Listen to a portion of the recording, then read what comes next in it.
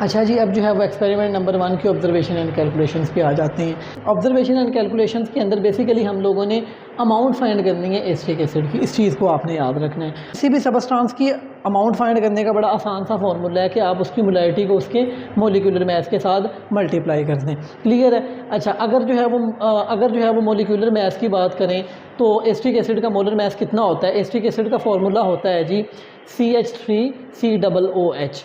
एक कार्बन का 12, एक हाइड्रोजन का होता है 1, 3 हाइड्रोजन का कितना हो जाएगा 3।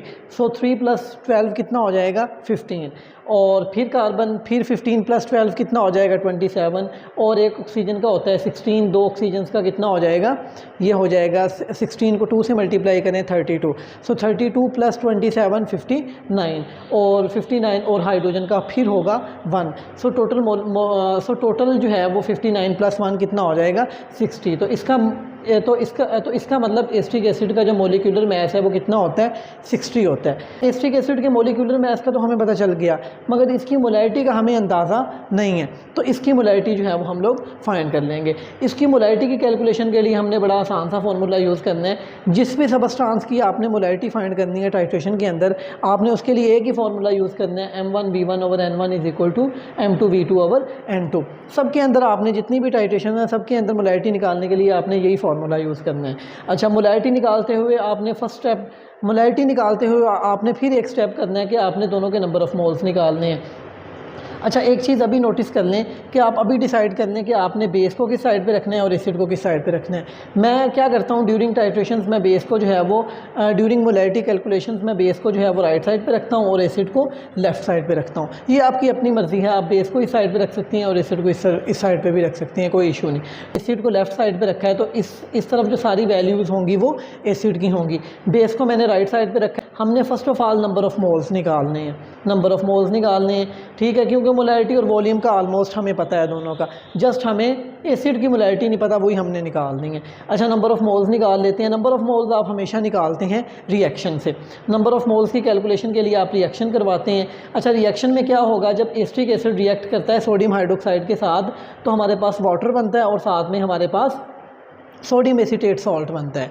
यहाँ पे तो इसका मतलब एसिड के साथ क्या है 1 और बेस के साथ भी क्या है 1। तो दोनों के नंबर ऑफ़ मोल्स क्या आ जाएंगे, एसिड के नंबर ऑफ़ मोल्स कितने आ जाएंगे 1, और बेस के नंबर ऑफ़ मोल्स कितने आ जाएंगे 1 आ जाएंगे। तो आपने दोनों के नंबर ऑफ़ मोल्स जो हैं वो 1 और 1 पुट कर देने हैं। क्लियर है? एक चीज़ हमने निकाल ली। अब आ जाएँ जी इसी फॉर्मूले पे, M1V1/N1 = M2V2/N2।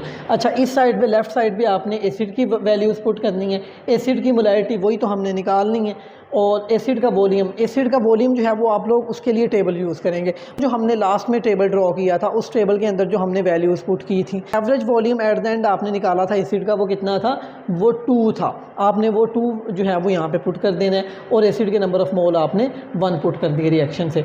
राइट साइड पे आ जाएं जी इक्वेशन की राइट साइड पे देखें तो बेस का हमने कितने मोलर सोल्यूशन प्रिपेयर किया था, आपको याद होगा 0.05 मोलर, और बेस के हमने 20 ml के 3 सैंपल्स लिए थे। एसिड की हम लोग एक रीडिंग ले रहे हैं, तो इसका मतलब बेस का भी हम एक ही सैंपल लेंगे 20 ml का, और बेस के नंबर ऑफ़ मोल्स कितने हैं, वो भी 1 है। तो वो मैंने यहाँ पे पुट कर दिया।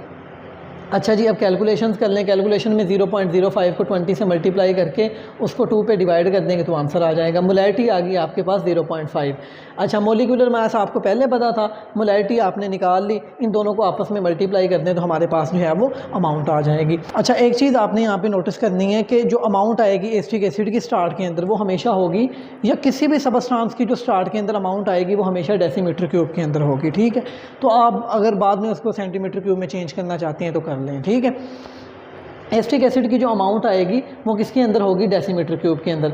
एसिटिक एसिड, अच्छा जी, amount of acetic acid in 1 decimetre cube वो किसके इक्वल होगी, मोलैरिटी कितनी निकाली है जी हमने 0.5, और मोलिकुलर मास कितना होता है एसिटिक एसिड का, वो 60 होता है। 60 को 0.5 से मल्टीप्लाई कर दें 30 जो है वो आपका आंसर आ जाएगा। वो तो इसका मतलब 30 ग्राम पर डेसीमीटर क्यूब एस्ट्रिक एसिड जो है वो हमारे विनीगर सोल्यूशन में प्रेजेंट है।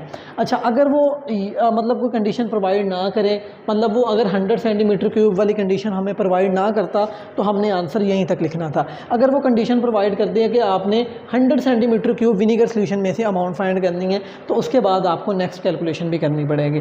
अच्छा, 100 सेंटीमीटर क्यूब में निकालने का मतलब है आप पहले 1 सेंटीमीटर क्यूब के अंदर निकालें।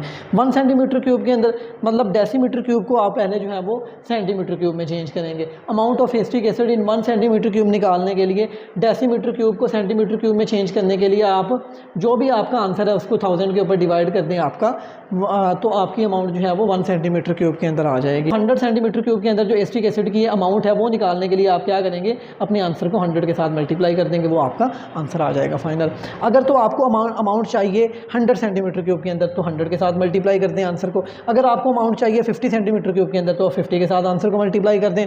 अगर आपको अमाउंट चाहिए 80 सेंटीमीटर क्यूब के अंदर तो आप 80 के साथ मल्टीप्लाई कर दें। मतलब जितने सेंटीमीटर क्यूब के अंदर आपको अमाउंट चाहिए उतने के साथ अपने आंसर को मल्टीप्लाई कर दें। क्लियर है? तो एट द एंड जो है वो आप फाइनल रिजल्ट क्या लिखेंगे, hence 3 gram acetic acid is present in our given 100 centimetre cube vinegar solution. तो इसका मतलब क्या है जी, हमारा जो 100 सेंटीमीटर क्यूब विनीगर सोल्यूशन था उसके अंदर एस्ट्रिक एसिड कितना प्रेजेंट है, 3 ग्राम। मैं फिर अगेन बता रहा हूँ, अगर वो 100 सेंटीमीटर क्यूब वाली कंडीशन ना दे तो आपने फिर यहीं तक अमाउंट फाइंड करनी है। क्लियर है? अगर वो 100 सेंटीमीटर क्यूब वाली या 50 सेंटीमीटर क्यूब वाली कंडीशन दे तो फिर आपने यहाँ तक करनी है फाइंड। क्लियर है? बड़ा आसान सा एक्सपेरिमेंट है, इसको मैं समराइज़ कर देता हूँ, दोबारा देख लें। आपने क्या करना था जी, हम लोगों ने अमाउंट फाइंड करनी थी। अमाउंट फाइंड करने का आसान सा फॉर्मूला है, मोलैरिटी को मोलिकुलर मास के साथ मल्टीप्लाई कर दें।